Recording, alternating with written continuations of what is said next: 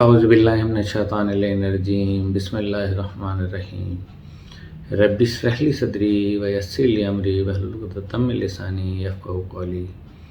मेरे तमाम viewers, subscribers, non subscribers और जहाँ जहाँ मुझे सुनते हैं उन सब की खिदमत में मेरे दिल की अथाह गहराइयों के साथ अस्सलामु अलैकुम व रहमतुल्लाहि व बरकातुहू। उम्मीद है आप सब लोग खैरियत से होंगे और मैं दुआ को हूँ अल्लाह पाक आपको तमाम परेशानियों से महफूज रखे। जो भी फ़ी ज़माना पूरी दुनिया में एक हलचल मची हुई है, इससे हम, हमारे बच्चे और तमाम कौम के नौनिहाल, बूढ़े, ख़वातीन, दुनिया के जहाँ जहाँ मुसलमान हैं, उन सब पर अपना अल्लाह पाक का करम नाज़िल हो।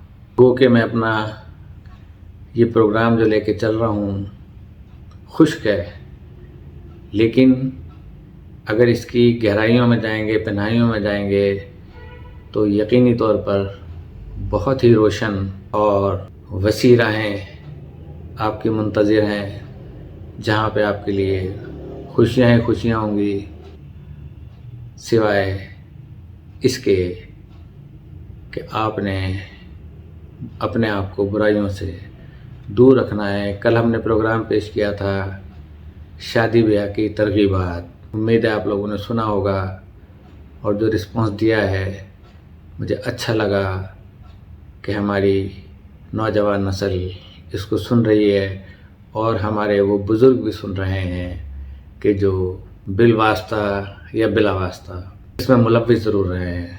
मैं वालिदैन के लिए कह रहा हूँ कि वालिदैन अपने बच्चों की शादी में अमूमन देर कर देते हैं। और मैंने आपसे ये अर्ज़ किया था कि आज का प्रोग्राम जो है वो हमारा होगा शादी और तलाक़ के मामलात में मसालिहत। इसमें भी मैं आपके सामने अहादीस और आइम्मा अलैहिमुस्सलाम के फरमान आपके सामने गुजारिश कर दूंगा। अपने अज़हान शरीफा में इनको महफूज कर लीजिएगा और कोशिश कीजिएगा, बल्कि अपना दीनी फरीज़ा समझते हुए आप लोग इस पर अमल करेंगे और दीन और दुनिया में सुरखरुई हासिल करेंगे। इसकी काफ़ी सारी फसलें हैं, कुछ चीज़ें मैं पहले बयान कर चुका हूँ, जो रह गई थी बुनियादी चीज़ें हैं वो मैं आपकी खिदमत में पेश कर रहा हूँ। अब था कि शादी और तलाक़ के मामलात में मसालिहत, तो शादी और इसकी तैयारी के उमूर में मसालिहत का फरीज़ा अंजाम देना और तरफ़ैन की रज़ामंदी हासिल करने की कोशिश करना। पैगम्बर अकरम सल्लल्लाहु अलैहि वसल्लम का इरशाद है कि जो शख्स भी किसी मोमिन मर्द और औरत की शादी करवाने के लिए कोशिश करता है, अब ये फरीज़ा हम सब पर वाजिब हो जाता है ताकि वो एक दूसरे के साथ वाबस्ता होकर ज़िंदगी बसर करें। इस मकसद के लिए वो जो कदम भी उठाएगा और जो लफ्ज़ भी ज़बान से निकालेगा उसे 1 साल की इबादत का सवाब मिलेगा। अंदाज़ा लगाएं कि ये 1 साल की इबादत का सुन के आप लोगों के अज़हान मुबारका में ये ख़्याल ना आ जाए कि बस हमने ये कर दिया और हमें 1 साल का सवाब मिल गया, बल्कि इसमें वो खुलूस होना चाहिए, खुलूस के बीज होना चाहिए और उन बीजों से जो प्लांट निकलता है, जो पौधे निकलते हैं, तो वो जो चमनिस्तान बनेगा और वो जो दिल में आपके सच्चाई और हक़ की बात होगी, तब ये सारी चीज़ें हो जाएंगी। हसन बिन सालिम कहते हैं कि हज़रत मूसा बिन जाफ़र ने अपनी चची के नाम एक ख़त लिखा और इनसे दरख्वास्त की कि आपके पास जो रकम रखी हुई है उसे आप मोहम्मद बिन जाफ़र के घर वालों के लिए भेज दें ताकि वो उसे महर की अदायगी के लिए इस्तेमाल कर सकें। जब इस खातून ने इस ख़त को पढ़ा तो इसने बिला तअम्मुल वो रकम उठाकर मेरे हवाले कर दी।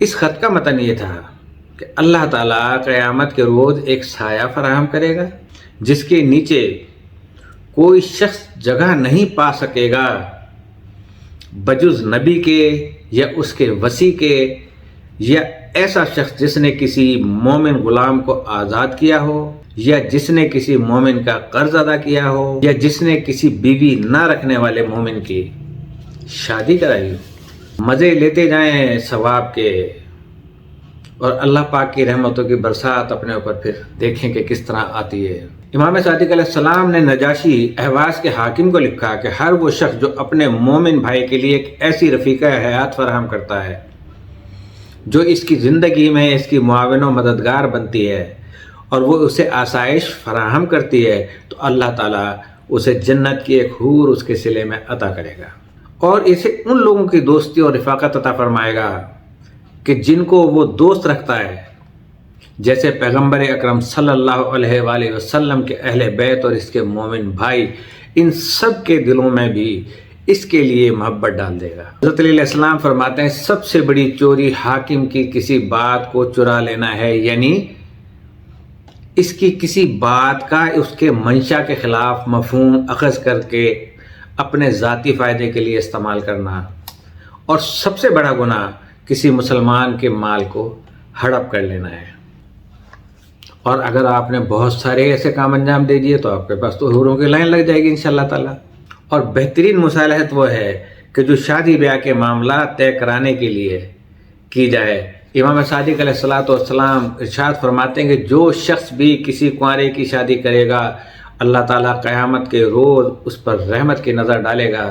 میری پروردگار عالم سے یہ دعا ہے اور تمام کنوارے آمین کہیں کہ ہم یا میرا یہ پروگرام آپ کو اس بات کی ترغیب دے رہا ہے کہ جہاں تک ہم سے ہو سکا ہم کنواروں کی شادی کرائیں گے، اور جہاں تک آپ کے اپنے احباب یا آپ خود کسی کی شادی کرائیں گے تو پھر اللہ تعالیٰ کی رحمتوں کا انتظار کریں۔ آپ نے فرمایا کہ قیامت کے روز اللہ تعالیٰ 4 طرح کے افراد پر اپنی توجہ کی خاص نظر ڈالے گا۔ ایک وہ شخص جو اپنے فریق مخالف کو جب شرمندہ اور پشیمان دیکھے گا تو درگزر سے کام لے گا کہ ہے میرا مخالف لیکن اب وہ شرمندہ ہے اور پشیمان ہے، تو با کردار لوگ جو ہیں اس سے درگزر سے کام لیتے ہیں کہ چھوڑ دو، معاف کر دو اس کو، کیونکہ ندامت کا قبول کر لینا ہی اس کی اس برائی کو ختم کر دیتا ہے۔ اور وہ شخص جو کسی غمزدہ دل کا بوجھ ہلکا کرے، اور وہ شخص جو کسی غلام کو آزاد کرے، وہ شخص جو کسی کنوارے کی شادی کرے گا۔ اندازہ لگاتے جائیے آپ۔ ساتھ میں امام علیہ السلام فرماتے ہیں کہ قیامت کے دن جب کہیں کوئی سایہ نہیں ہوگا 3 طرح کے اشخاص عرش الہی کے سائے میں ہوں گے۔ ایک وہ شخص جو اپنے مسلمان بھائی کی شادی کروائے گا، اور وہ شخص جو اپنے مسلمان بھائی کے لیے کوئی خدمتگار فراہم کرے گا، اور وہ شخص جو اپنے بھائی کا راز فاش نہ کرے گا کہ اگر اس نے راز فاش کر دیا تو جان لینا چاہیے کہ اللہ تعالیٰ سب رازوں سے واقف ہے، کیونکہ وہ ہمارے دل میں رہتا ہے، ہمارے ساتھ یہ فرشتے مقرر کیے ہوئے ہیں، اس کے باوجود ہمارے رازوں کو اللہ تعالیٰ نے چھپایا ہوا ہے، اور ہم انسان کے جو اس کے مخلوق ہیں وہ راز فاش کرتے پھریں۔ یہ کیسے بھائی ہو سکتے ہیں، یہ کیسے دوست ہو سکتے ہیں، یہ کیسے ہمدرد ہو سکتے ہیں، یہ کیسے عزیز و رشتہ دار ہو سکتے ہیں۔ پیغمبر اکرم صلی اللہ علیہ وسلم کا ارشاد ہے کہ ہر وہ شخص جو میاں اور بیوی کے درمیان جدائی ڈالے وہ آخرت میں اللہ تعالیٰ کی غضب اور لعنت کا ہدف بنے گا۔ لہٰذا اگر کوئی ایسی کوشش کر رہا ہے تو خدا کے واسطے ہٹ جائے، ورنہ وہ وقت اور وہ دن سوائے شرمندگی و پشیمانی کے کچھ نہیں ہوگا، اور اس کے عذاب کا اندازہ آپ کے تصورات میں بھی نہیں ہوگا۔ اب کیا ہے کہ شادی رزق میں اضافے کا سبب بنتی ہے۔ قرآن مجید میں اللہ تعالیٰ نے یہ ہدایت فرمائی ہے کہ اپنے کنوارے غلاموں اور لونڈیوں کی شادی کر دو، جیسا کہ میں نے کل کی آیت میں بتایا تھا سورہ نور کی، کہ وہ فقیر و محتاج بھی ہوں گے تو اللہ تعالیٰ اپنے فضل سے انہیں غنی کر دے گا، اور اللہ تعالیٰ وسعت اور فراغی رکھنے والا اور علم رکھنے والا ہے۔ پیغمبر اکرم صلی اللہ علیہ وسلم کا ارشاد ہے کہ شادی کرو تاکہ تمہارے رزق میں اضافہ ہو، یعنی شادی بیاہ کا رزق میں اضافے کا سبب بننا 2 وجہ سے ہے۔ ایک وجہ یہ ہے کہ اللہ تعالیٰ اپنے کیے ہوئے وعدے کے مطابق مرد اور عورت دونوں کی غیب سے مدد فرمائے گا۔ رزق میں اضافے کا دوسرا سبب یہ ہے کہ جب مرد اور عورت دونوں رشتہ ازدواج میں منسلک ہو کر زندگی گزارنے کا فیصلہ کر لیتے ہیں تو ان میں ایک طرح کی بیداری پیدا ہوتی ہے اور ان کی عاقبت اندیشی میں اضافہ ہوتا ہے۔ اب وہ اپنا ایک خاندانی نظام تشکیل دیتے ہیں، ان میں زندگی کی فلاح و بہبود کا جذبہ ابھرتا ہے، پھر وہ اپنے اخراجات کو کنٹرول کرنے کی جانب متوجہ ہوتے ہیں، وہ وسائل معاش کی تیاری اور فراہمی کی جانب توجہ دیتے ہیں، بے جا خرچ اور اسراف سے بچنے کی کوشش کرتے ہیں۔ اس طرح ان کے وسائل زندگی میں استحکام پیدا ہوتا ہے اور ان کی غربت اور افلاس دور ہو جاتا ہے۔ یہ ایک بالکل قدرتی بات ہے کہ جو شخص بھی افلاس کے خوف سے شادی نہیں کرتا، وہ دراصل اللہ تعالیٰ کے اس حکم کے بارے میں بدگمانی کرتا ہے کہ اگر لوگ غریب ہوں گے تو اللہ تعالیٰ اپنے فضل و کرم سے انہیں غنی بنا دے گا۔ اللہ پہ شک کرتے ہیں، ایسے لوگ پائے جاتے ہیں۔ رزق میں اضافے کے لیے شادی کرو، عورت برکت کا باعث ہے، اسے نحوست کا باعث نہ سمجھو۔ کیسی رفیقہ حیات ہونی چاہیے، انشاءاللہ یہ میں آگے چل کے آپ کے پروگرام میں آپ کو بتاؤں گا۔ تو ہر نہ مرد نہ ہر عورت رزق میں اضافے کا سبب بنتی ہے یا بنتا ہے، یہ آگے چل کے بتاؤں گا۔ اسحاق بن عمار کا بیان ہے کہ میں نے حضرت امام جعفر صادق علیہ السلام سے عرض کیا کہ لوگ کہتے ہیں کہ ایک شخص نے رسول اللہ صلی اللہ علیہ وآلہ وسلم کی خدمت میں تنگ دستی کی شکایت کی۔ رسول اکرم صلی اللہ علیہ وسلم نے فرمایا شادی کر لو۔ دوسری بار بھی اس نے یہی شکایت کی، آپ علیہ السلام نے فرمایا کہ شادی کرو۔ تیسری بار آپ صلی اللہ علیہ وسلم نے یہی فرمایا۔ آیا یہ حدیث صحیح ہے؟ حضرت امام نے صادق علیہ السلام نے فرمایا کہ ہاں یہ حدیث صحیح ہے، رزق بیوی اور بچوں کے ساتھ وابستہ ہے، اور ہم بچے پیدا کرنے سے گھبراتے ہیں کہ ان کا رزق کہاں سے آئے گا۔ ان کا رزق تو اللہ تعالیٰ دے گا ہی دے گا، لیکن ان کے نصیب میں آپ کی رزق میں اضافہ کرے گا، یہ ہمیں اندازہ نہیں ہے اس بات کا، اور ہم اپنی اس ناقص عقل سے جو ہے نا سوچتے ہیں اور اللہ کی باتوں کو اگنور کر دیتے ہیں۔ کتنے بے درد لوگ ہیں ہم، کتنے ظالم لوگ ہیں۔ حضرت امام صادق علیہ السلام فرماتے ہیں کہ ایک شخص نے پیغمبر اکرم صلی اللہ علیہ وسلم کی خدمت میں حاضر ہو کر اپنی تنگ دستی کی شکایت کی۔ حضور صلی اللہ علیہ وسلم نے فرمایا کہ شادی کر لو۔ وہ شخص گیا اور اس نے شادی کر لی اور پھر رزق کے دروازے اس پر کھل گئے۔ ہمارے چھٹے امام علیہ الصلوۃ والسلام کا ارشاد ہے کہ ایک انصاری جوان نے رسول اکرم صلی اللہ علیہ وآلہ وسلم کی خدمت میں حاضر ہو کر اپنے فقر کا حال بیان کیا۔ حضور صلی اللہ علیہ وآلہ وسلم نے فرمایا شادی کر لو۔ اس انصاری کو اس بات سے بڑی شرم آئی کہ وہ دوبارہ حضور کی خدمت میں حاضر ہو کر اپنی حاجت کا ذکر کرے۔ مدینہ کے ایک انصاری مسلمان نے اس سے ملاقات کی اور کہا کہ میری لڑکی بالغ ہو چکی ہے، اگر تم چاہو تو میں اسے تمہارے عقد میں دے دوں۔ وہ نوجوان آمادہ ہو گیا، اس نے شادی کر لی۔ اللہ تعالیٰ نے اس کا رزق کشادہ کر دیا۔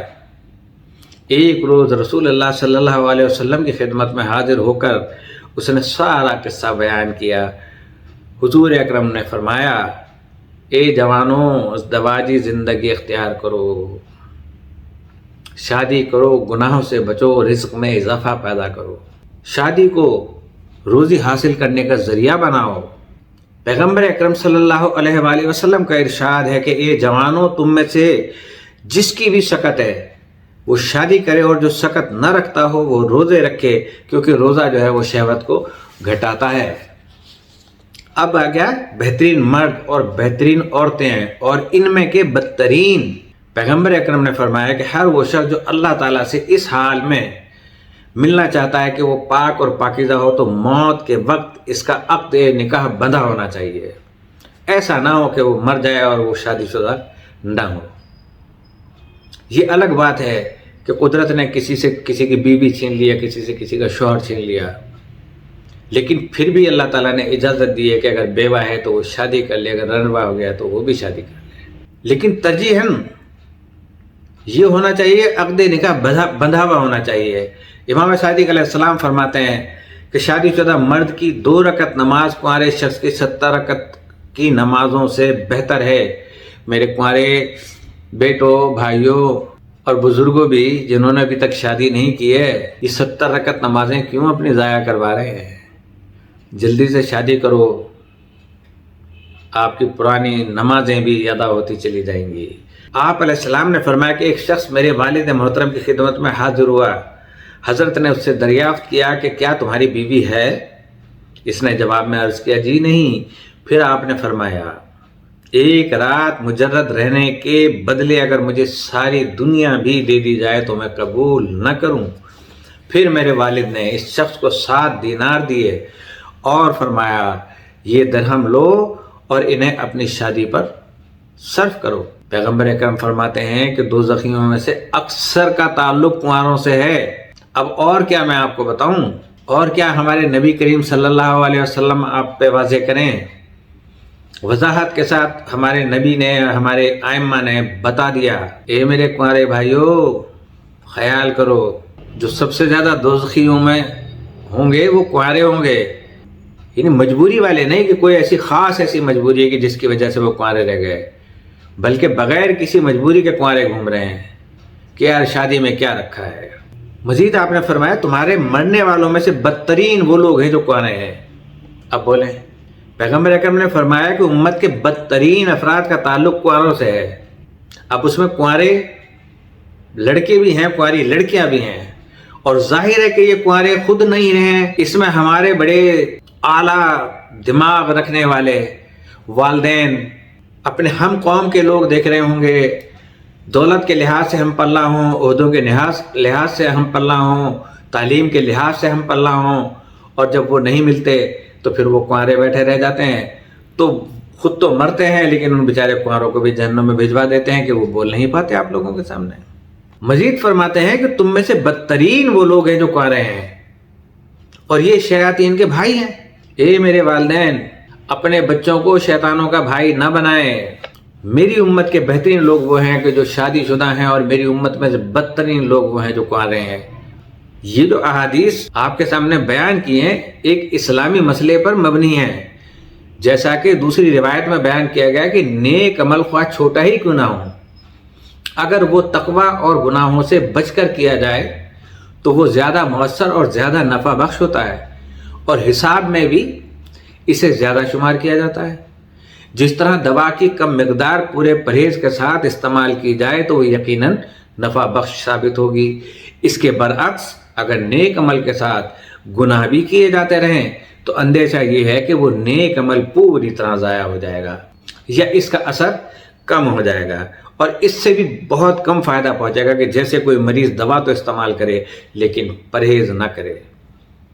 کہ شوگر کے پیشنٹ عموماً زیادہ تر یہ کرتے ہیں کہ میٹھا کھاؤ، خوب کھاؤ، خوب کھاؤ، اور اس کے فوراً بعد گولیاں کھاؤ، تو اس وقت وہ فی الحال تو اس کا شوگر لیول جو ہے ٹھیک ہو جاتا ہے، لیکن اثرات آگے کے لیے چھوڑ دیے، آپ کی شوگر لیول اور بڑھتا چلا جائے گا۔ اس بنا پر یہ کہا جا سکتا ہے کہ ایک کنوارے شخص کا نیک عمل گناہ سے ملا ہوا ہوتا ہے، یا کم از کم اس کا نیک عمل خطرے اور گناہ کی زد میں رہتا ہے، اس لیے وہ کسی شادی شدہ شخص کے عمل سے قدر و قیمت میں کم ہوتا ہے۔ اس کے نتیجے میں باطنی اور روحانی اعتبار سے اس کنوارے شخص کا مقام کمتر ہو جائے گا، کیونکہ جب اس کے اچھے کاموں کا اس کے برے کاموں کے ساتھ موازنہ کیا جائے گا تو یہ معلوم ہوگا کہ اس کے بعد اچھے کام برے کاموں کی وجہ سے ضائع ہو چکے ہیں۔ تاہم یہ بات عمومیت کی بنا پر کہی گئی ہے، نہ کہ کسی ایسے حکم کلی کی بنا پر کہ جس کے لیے کوئی استثناء نہ ہو۔ استثناء موجود ہے، وہی مجبوریوں والا ہے۔ تو اللہ تعالیٰ نے مخنث مردوں اور مرد نما عورتوں پر لعنت بھیجی ہے، اسی طرح ان مردوں پر کہ جو عورتوں سے کنارہ کشی اختیار کر لیں، کیونکہ یہ روش حضرت یحییٰ علیہ السلام کے بعد منسوخ ہو چکی ہے۔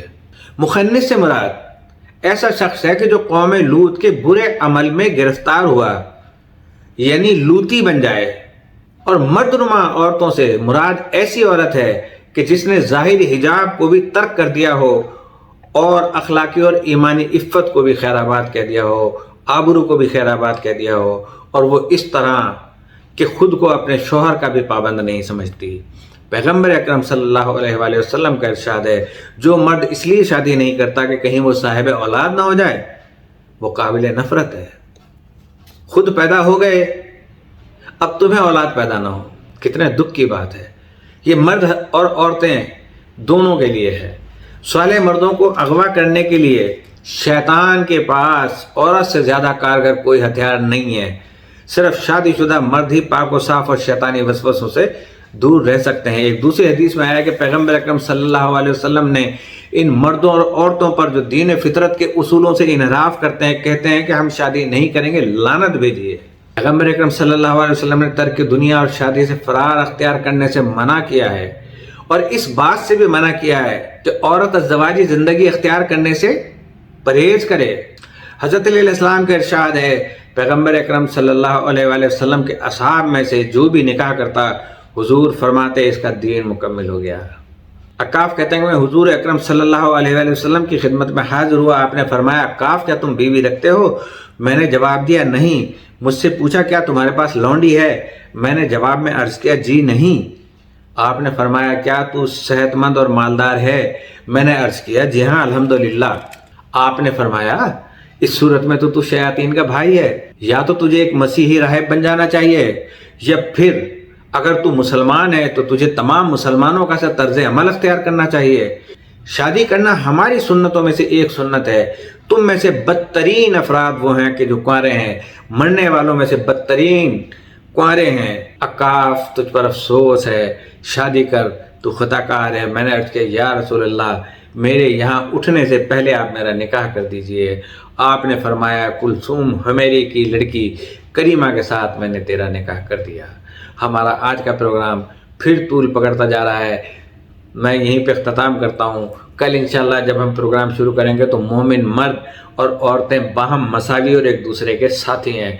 इजाज़त चाहता हूँ इस दुआ के साथ कि अल्लाह पाक हम सब की जान और मालो, इज़्ज़त और आबरू की हिफाजत फरमाए। अस्सलामु अलैकुम व रहमतुल्लाहि व